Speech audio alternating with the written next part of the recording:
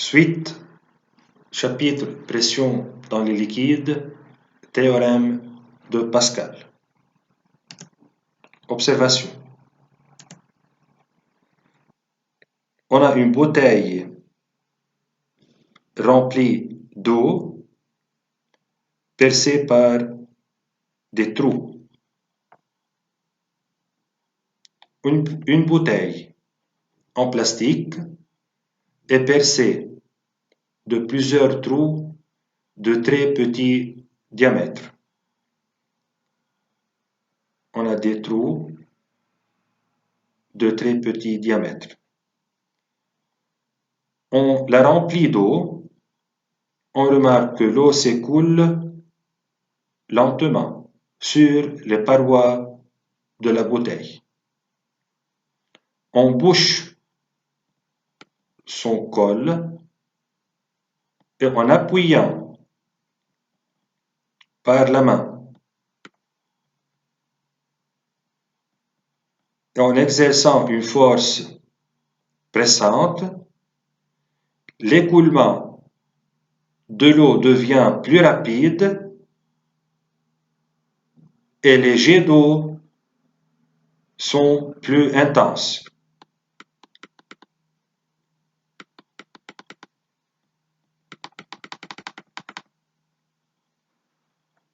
Les jets d'eau obtenus sont perpendiculaires aux parois et plus intenses lorsqu'on exerce une force sur le bouchon. Lorsqu'on exerce une force sur le bouchon, c'est-à-dire on a appliqué une pression et on a augmenté la pression. D'après cette observation, on remarque que l'augmentation de la pression au niveau du bouchon, soit delta P, l'augmentation de la pression delta P sur le bouchon entraîne une augmentation de pression encore au point A et au point B, pas seulement au niveau du bouchon.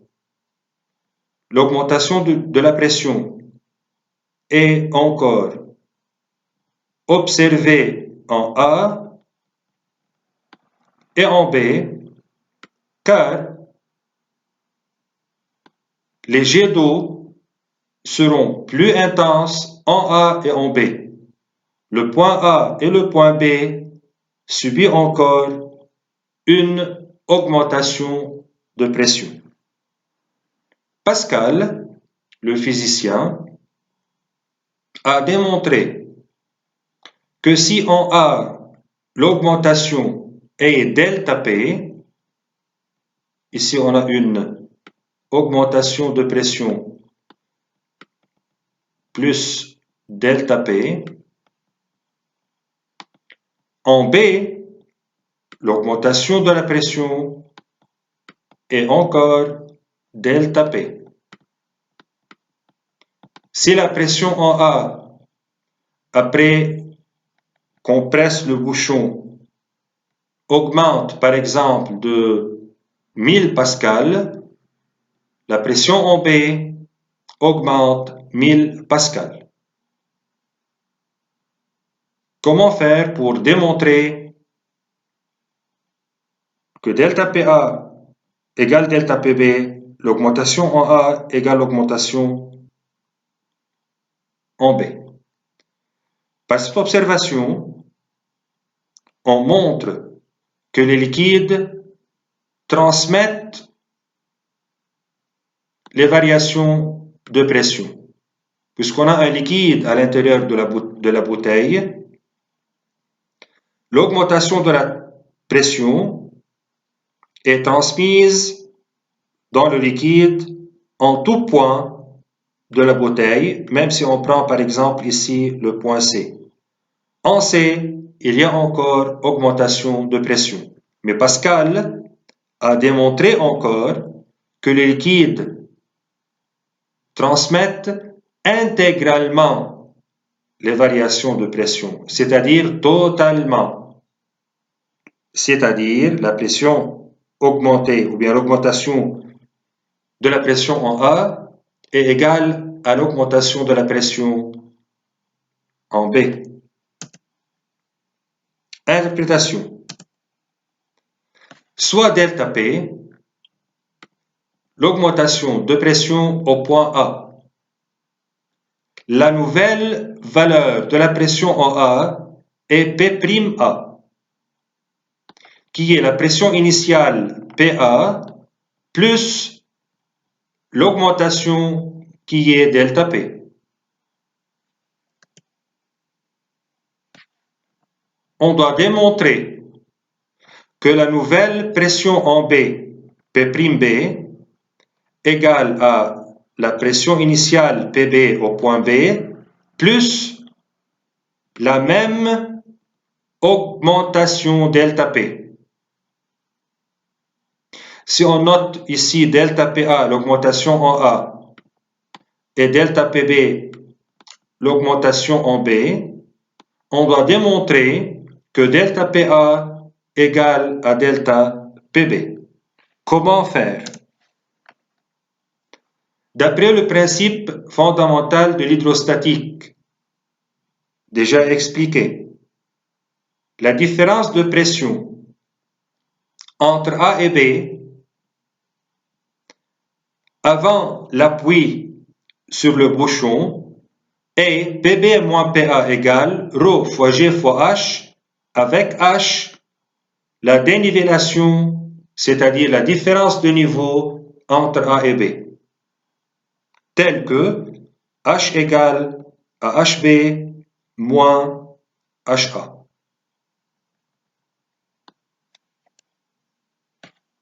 Pb moins Pa égale ρ fois G fois H, alors Pb égale à ρ fois G fois H plus Pa. Pb égale ρ fois G fois la dénivellation H plus Pa. Cette expression à utiliser dans la suite. Maintenant, en appuyant sur le bouchon, la dénivellation entre A et B reste constante, même si on exerce une force pressante sur le bouchon.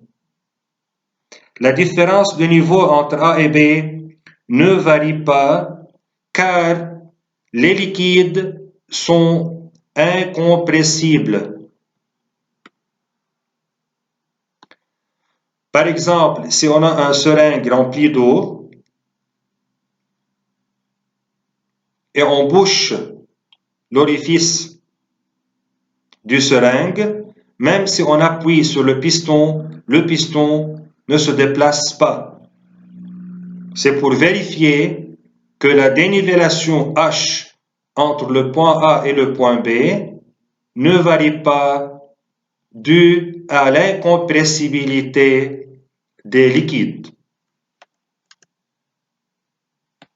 Alors, la différence de pression est d'après le principe fondamental de l'hydrostatique.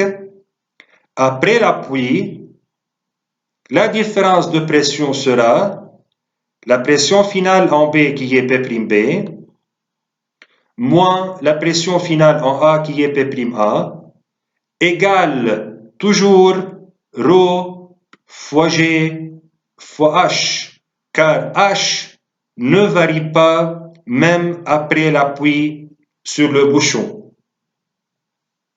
Et P'B égale ρ fois G fois H plus P'A. Et on sait que la nouvelle pression en A qui est P'A, c'est Pa plus delta P.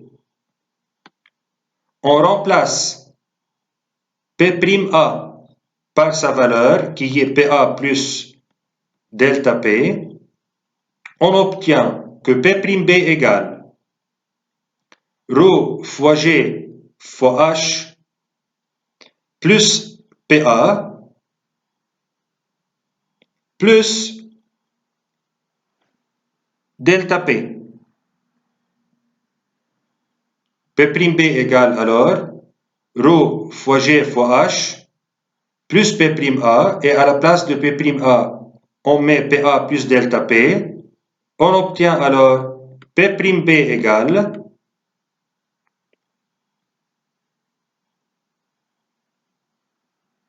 ρ fois G fois H plus PA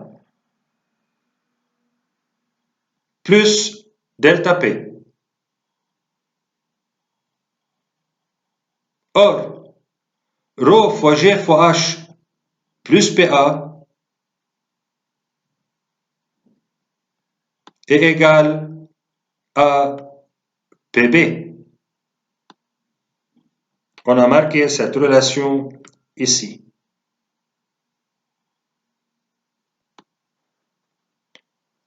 On remplace ρ fois G fois H plus PA, ρ fois G fois H plus PA par PB. Que sera P'B? P'B sera égal à PB plus P. La nouvelle valeur de la pression P'B égale à PB plus l'augmentation de la pression, et on a démontré que l'augmentation au point B est delta P égale à l'augmentation de la pression en A.